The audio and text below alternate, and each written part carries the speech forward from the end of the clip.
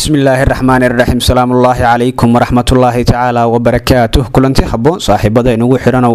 halkaad inaga daawanaysaan waa runsheeg t v waa barta aynu youtube-ka ku leenahay saaxiibayaal qodobada ugu waaweyn aan warka idinkugu haynana waxaa ka mida dani hogaamiyaha puntland oo laga hor istaagay inuu u safray imaaraadka carabta boqor burhaan oo go-aan ka soo saaray kuraasta hoob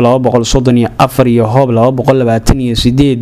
iyo dani oo xaaladu ku cakirantay wararkii ugu dambeeyay ee dagaalka gobolka canfarta ee dalka Itoobiya qodobadaas iyo qodobo kale ayaan saaxiibada inagu xiran oo idiin haynaa fadlan haddii aad nagu cusub tihiin waxaan si naxariis leh idinkaga codsanaynaa inaad subscribe inoo saadhaan like-na inagu dhiirigelisaan gambaleelka furataan si warbixinadii ugu dambeeyay aad u heshaan idanka alle saaxiibayaal sida hordhac warkayga baad ku daawateen haddaynu ku bilowno hogaamiyaha Puntland Siciid Cabdulaahi Deni ayaa laga hor istaagay inuu u safro dalka Imaaraadka Carabta hogaamiyaha Puntland Siciid Cabdulaahi Deni oo ah musharax u taagan xilka madaxtinimo ee Soomaaliya ayaa maalmahan waday qorshe uu qaraab ugu doonanayo wadamada Kenya iyo Imaaraadka oo saameyn xoogan ku leh doorashada Soomaaliya midaas oo ay jirto ayaa hogaamiyaha Puntland Siciid Cabdulaahi Deni waxa uu isku dayay inta uu joogo Kenya inuu safar qarsoodi ah u galo dalka Imaaraadka Carabta balse sida ay wararku tilmaamayaan Siciid Cabdulaahi Deni hogaamiyaha Puntland ayaa laga hor istaagay safarkaasi warar hoose oo helay runsheeg ayaa tilmaamaya in Deni uu dhawaan ku soo laaban doono dalka maadaama ay isla fahmi waayeen Kenya qaltaagiisa kursiga ugu sareeya dalka Kenya ayaa hogaamiyaha Deni waxay ku qancin waayeen in uu doorashada ka haro maadaama Kenya ay maanka ku hayso haddii hogaamiyaha Puntland Siciid Cabdulaahi Deni uu la tartamo madaxweynaha qaranka mudane Maxamed Cabdulaahi Farmaajo doorashada Soomaaliya lagu kala baxayo wareega koowaad midaas oo ay Kenya ayaa uga soo horjeeda balse hogaamiyaha Puntland Siciid Deni ayaa raba in uu dhawaan u duulo Imaaraadka si uu dhaqaale uga soo qaato ila xoog ogaala ayaa inoo xaqiijiyay in Kenya ay ku adkaatay in Deni laga reebo doorashada Soomaaliya balse hogaamiyaha Jubbaland Axmed Maxamed Islaan Axmed Madoobe oo ay saaxiibo siyaasadeed ahaayeen dhowrkii sano ee madaxweynaha qaranka oo xukunka joogay ayaa la saftay dhigiisa Puntland Siciid Cabdulaahi Deni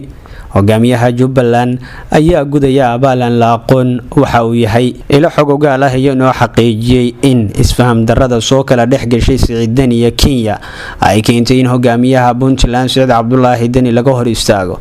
in uu safar ku tago dalka Imaaraadka Carabta Kenya ayaa Siciid Deni ku wargelisay in uusan u duuli karin Imaaraadka iyagoo aan xal laga gaarin khilaafka iyo arrimaha ay isku hayaan waxaas uu qorsheynayaa in uu marka uu dalka u soo safro safar qarsoodi ah ku tagay Imaaraadka Carabta balse dadka siyaasadda falanqeeya ayaa sheegay in ay ku adkaan doonto in uu safarkaasi u baxo haddii uusan helin dhaba kale oo u fududeynaya safarkaasi maadaama dowladda federaalka Soomaaliya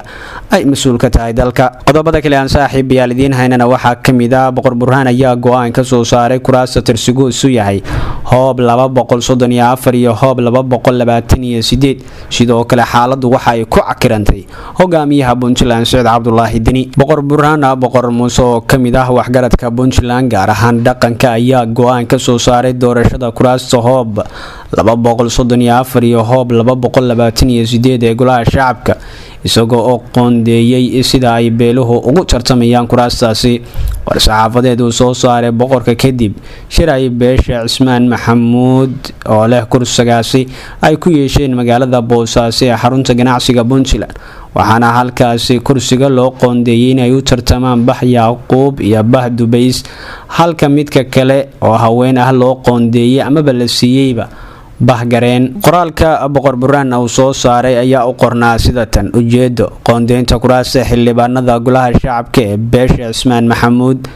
maanta ay taariikhdu tahay 8 February 2022 kuna beegan Rajab 7deeda 1443 waxaa magaalada Boosaaso ka dhacay shir ay isugu yimaadeen odayaasha saddex beelood oo doonayay in ay helaan labada xubnood ee golaha shacabka ee dowladda federaalka ee Soomaaliya sida la wada og yahay 275 xubnood ee golaha shacabka Jamhuuriyadda Federaalka waxay ku dhisan yihiin habaqaybsi beelaha waxaana weli loo gudbin in deegaan lagu saleeyo kuraas. sidaas darteed waxay kasoo bilaabatay shirkii caarte ee sanadii 2000. saddexda carig ee taraysanaya taraha ayaa kala ah xariga Bahgareen, xariga Bah Yacquub iyo xariga Bah Dubays. beesha Bahgareen ayaa kursi ka heshay baarlamaankii ugu horeeyay ee lagu soo dhisay magaalada Caarte sanadii 2000. beesha Bah Yacquub ayaa iyaduna heshay sanadii 2004 halka beesha Bah Dubays ay ayana heleen xubinta baarlamaanka sanadii 2009. labada beelood ee Bah Yacquub iyo Bah Dubays waxay isla dhaceen sanadii 2012 markii la waayay xariga tanaasula. waxaan gudoominay oo cuqaasha isla qaadanay in labada xarig ee Bah Yacquub iyo Bah Dubays ay hal kursi ku tartamaan. xariga Bahgareen ayaa loo gartay in ay mudan yihiin in ay u tartamaan kursiga kale oo kaligood lagu casuumo maadaama haweenku ay qoonda gaar ah ku leeyihiin baarlamaanka. waxaan isla qaadanay in beesha kursigaasi kaligeed leh ee xariga Bahgareen ay qaataan qoondada haweenka oo ay keenaan dumar ayaa lagu soo gabagabeeyay war-saxaafadeedka. qodobada kale aan saaxiibayaal idiin haynana waxaa ka mid ah dowladda gobolka Canfarta ee Itoobiya ayaa sheegtay in dad ka badan 300,000 oo qof ay ku barakaceen dagaaladii ka dhacay amaba ka socday tan iyo bishii December. waxayna ku eedeeyeen ciidamada Tigray in ay dil iyo dhac u geysteen dad rayid ah. qaramada midoobay ayaa sheegtay in dagaalka ka socda Canfarta uu xanibay raashin loo geyn lahaa gobolka Tigray ee dariska la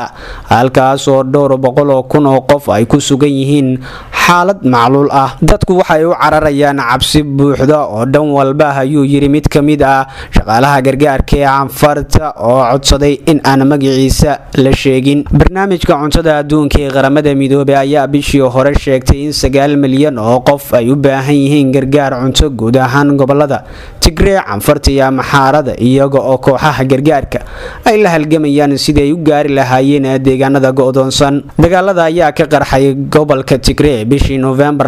2020 kaasoo ay isaga hor yimaadeen dowladda Itoobiya iyo xulafadeed oo ay ku jiraan ciidamada Canfarta iyo ciidamada daacadda u ah jabhadda xoreynta shacabka Tigray TPLF oo kaligood ah. colaadda ka aloosan waqooyiga Itoobiya ayaa waxaa ku dhintay kumanaan qof oo rayid ah iyadoo malaayiin kalena ay ku barakaceen saddexda gobol oo ay ka tirsan yihiin Itoobiya iyo dalka ay dariska yihiin ee Suudaan. xukuumadda Canfarta ayaa bayaan ay soo saartay isniintii ku sheegtay in kooxda TPLF ay soo gashay gobolka bishii December. qodobada kale aan saaxiibayaal idiin haynana waxaa ka mid ah madaxweynaha Hirshabelle Cali Guudlaawe Xuseen ayaa amray in gurmad la gaarsiiyo dadka ay abaartu saameysay. madaxweynaha dowlad goboleedka Hirshabelle Cali Guudlaawe Xuseen oo weheliyay madaxweyne ku-xigeenka maamulkaasi Yuusuf Axmed Xagar ayaa maanta kulan la qaatay maamulka gobolka Hiiraan